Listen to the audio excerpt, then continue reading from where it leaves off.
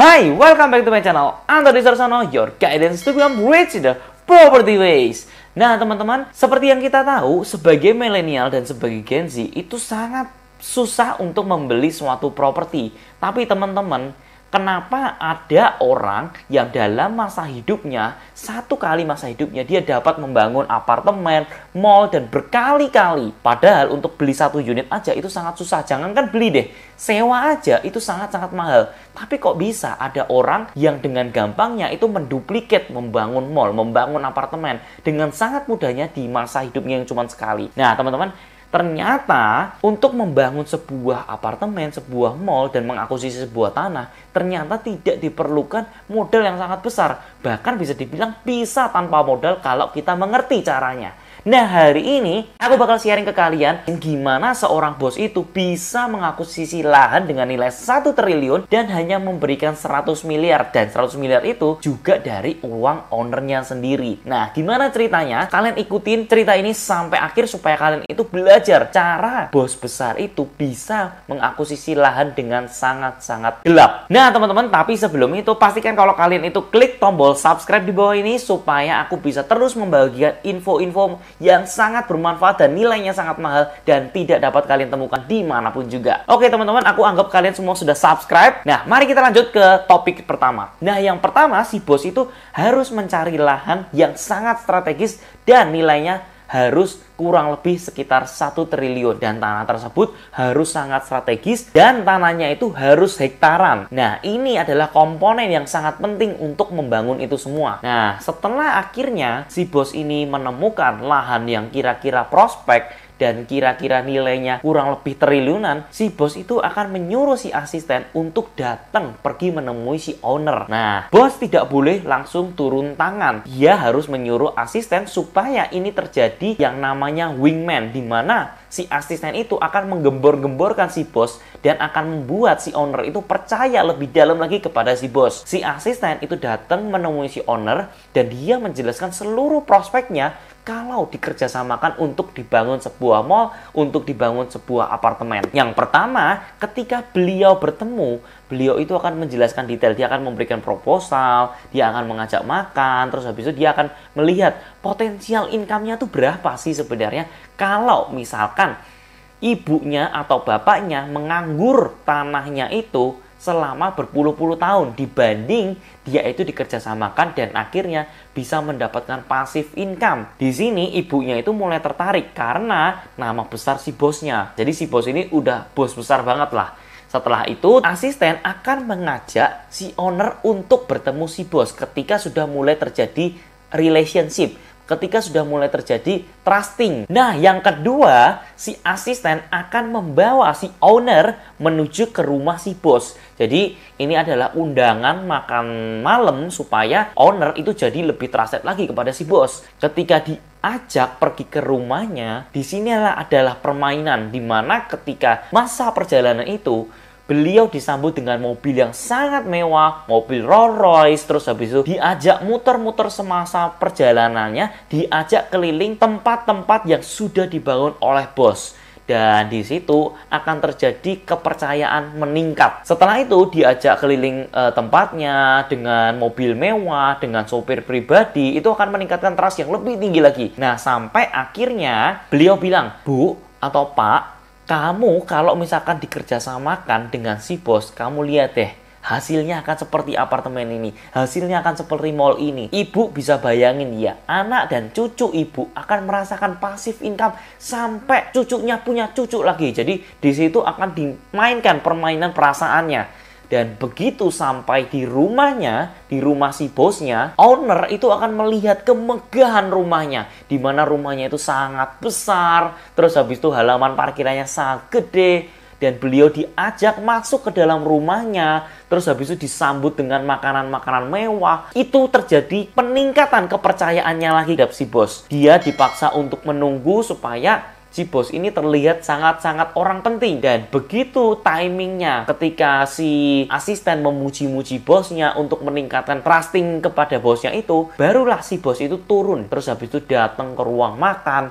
Nah, di ruang makan itu akhirnya si bos dengan baik hati dia menyambut ibunya, dia menyambut bapaknya, dan disitulah terjadi kesepakatan yang sangat-sangat luar biasa. Ketika si owner tersebut sudah terhipnotis dengan kemewahan, dengan pencapaian, dengan semua hal-hal mewah tersebut, barulah akhirnya si bos ngomong apapun, owner itu pasti langsung percaya. Nah, teman-teman, di sana waktu makan itu terjadi kesepakatan, di mana kesepakatan ini sebenarnya terlihat sangat fine, tapi sebenarnya justru kesepakatan ini yang menjatuhkan si pemilik tanah.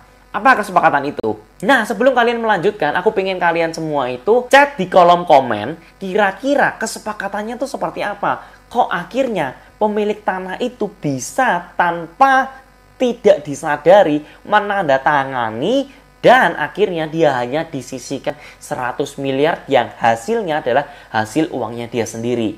Nah, gimana caranya teman-teman? Aku pengen kalian itu sebelum melanjutkan supaya kalian benar-benar belajar properti, tidak cuman kayak sekedar dengerin omonganku, tapi kalian benar-benar belajar, berpikir. Kalian komen apapun supaya kalian itu salah nggak apa-apa. Yang penting kalian itu belajar.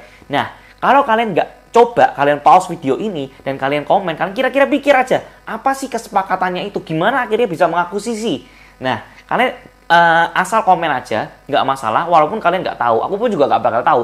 Tapi ketika aku udah mencoba salah, aku akhirnya belajar gitu loh. Nah, aku pengen teman-teman semua pause dulu video ini dan pastikan kalau kalian itu chat apapun di kolom komen, kira-kira cara si bos itu meyakinkan dan tanda tangannya itu apa sih, rahasianya tuh apa, perjanjiannya tuh apa. Nah, coba teman-teman, aku hitung sampai 10 detik supaya kalian itu chat di kolom komen ini. 1, 2, 3, 4, 5, 6, 7, 8, 9, 10. Nah, teman-teman, oke, aku anggap kalian semua itu sudah benar-benar mengerjakan tugas kalian untuk chat di kolom komen. Karena ingat ya teman-teman, kalau kalian tidak mencoba menjawab, kalian tidak akan pernah belajar. Oke, aku anggap kalian semua itu sudah mencoba untuk belajar. Nah, ini adalah kesepakatan dari si bos dan si owner. Nah, si bos itu bilang akan memberikan 100 miliar pertama kali untuk sebagai tanda jadi. Nah, sisa 900 miliarnya itu akan diberikan ketika mall dan apartemennya itu sudah laku. Nah, di sini itu yang akan menjadi permainan. Dan bagaimana caranya untuk membangun mallnya, untuk membangun apartemennya? Dia bilang akan menggunakan bank di mana modal kerjanya itu cuma 5%.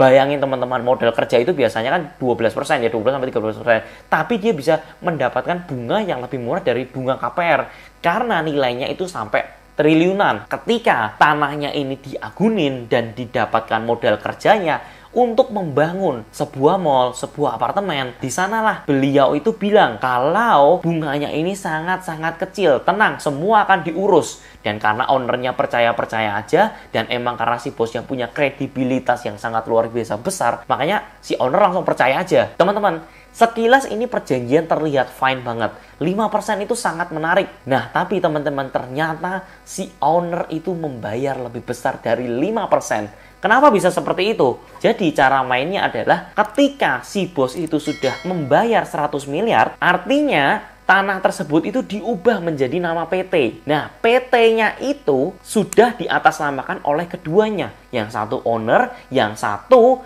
adalah si bosnya. Nah, ketika seluruh manajemen akan diserahkan si bos, karena si owner tidak tahu apa-apa. Si owner tidak punya duit untuk membangun sebuah mall dengan nilai triliunan. Dan si bos itu nggak kalah pinter, dia maunya pinjem uang bank. Dan ketika pinjem uang bank, dia cari bank yang paling murah, 5% doang. Setelah itu mallnya akan dibangun, terus apartemennya akan dibangun. Nah, di sini yang terjadi permainannya. Seperti yang kalian tahu, ketika manajemen kita pasrahkan kepada si bos, itu artinya kita mempercayakan seluruhnya. Kita tidak pernah bisa mengganggu-gugat. Jadi kalian tahu ya, dari segi karyawan, segi material, semua itu dihandle. Jadi kalian bisa bayangin, kalau karyawan sudah dihandle oleh si bos, itu artinya karyawan itu bisa di-markup naiknya. Gajinya bisa ditinggi-tinggikan. Untuk dari segi bahan bangunan, kalian bayangin ya, untuk bangun rumah aja, itu kalau misalkan orang awam nggak ngerti, itu bisa ditipu sama kontraktor, itu ratusan juta. Apalagi dengan nilai triliunan, bangun mall loh teman-teman. itu dari pipanya aja itu bisa dimainin. Pipa, listrik, bahan bangunan, semen, besi, bajanya, pintunya, apa segala macamnya, plumbingnya, itu semua itu bisa nilainya ratusan juta, miliaran, bahkan puluhan miliar, teman-teman. Ini semua terjadi permainan. Dan sengaja ketika kita sudah masrahin, kita kan nggak bisa ngapa-ngapain ya. Akhirnya bosnya itu sengaja untuk memperlambat situasinya supaya penjualannya itu tidak laku-laku. Nah, teman-teman bisa dibayangin ya. Jadi dari permainan karyawan, bahan bangunan, seluruh material apa segala macam itu kan kalau sudah di markup habis-habisan, kita nggak bisa ngomong apa-apa lah. Ibaratnya kayak ya udah kita mau cuma terima aja gitu loh. Padahal di situ dia udah bisa untung ratusan miliar untuk mengembalikan modal yang tadi dikasih DP-nya itu. Nah, teman-teman, setelah itu kalau penjualannya tidak laku, sedangkan pembangunan itu sudah terjadi setengah, sudah jadi 3/4, tanah tidak akan pernah bisa dikembalikan lagi ke ownernya. Apalagi kalau misalkan mau mengembalikan, si ownernya itu harus membayar uang sejumlah dengan nilai bangunan tersebut. Ownernya yang tidak punya uang, bagaimana cara untuk mengembalikan uangnya? Nah, mau nggak mau, dia cuma terima nasib aja karena sudah ada besi di sana, sudah ada bangunan di sana. Jadi dia tidak pernah bisa melawan si bosnya itu. Bosnya udah untung ratusan miliar, setelah itu penjualan sengaja dilambat-lambatin. Apa yang terjadi, teman-teman? Ketika terjadi hal tersebut, PT-nya itu pilot, teman-teman, bangkrut karena sudah tidak bisa membayar bunga 5% lagi. Nah, teman-teman, setelah tidak bisa bayar, apa yang terjadi? Otomatis tanah dan bangunan ini akan dilelang oleh sebuah perusahaan lagi. Nah, disitulah anak perusahaan dari bosnya datang untuk mengakuisisi lahan tersebut, bangunan tersebut dengan harga yang sangat-sangat murah. Nah, teman-teman bisa dibayangin ya, setelah diakuisisi dan diambil semuanya. Nah, setelah diakuisisi, akhirnya si owner itu cuma melepaskan tanah tersebut dengan harga 100 miliar. Dan itu pun sebenarnya harusnya uangnya dia gitu loh. Karena semuanya udah di markup, jadi si bosnya itu tidak mengeluarkan uang sepersen pun untuk si ownernya. Karena sebenarnya ini adalah uang banknya itu. Nah, setelah itu teman-teman, yang menarik adalah ketika tanah tersebut itu sudah dibeli oleh anak perusahaan si bos. Nah, yang ini yang menjadi menarik. Ketika sudah diakuisisi, ya kan, sengaja setelah itu perubahan sangat gede-gedean dan akhirnya itu benar-benar manajemennya jadi bagus, penjualannya jadi cepat dan untung gila-gilaan gitu loh. Sampai tidak perlu membayar lagi 900 miliar ke ownernya. Dan teman-teman tahu, untuk membayar cicilan dari bunga banknya itu dibayarkan dengan menggunakan hasil uang sewa dari mall tersebut. Ini benar-benar mind blowing banget dan aku juga dapat cerita ini kayaknya rasanya gila. Ternyata kok bisa ya permainan bos besar itu sampai segitunya gitu loh.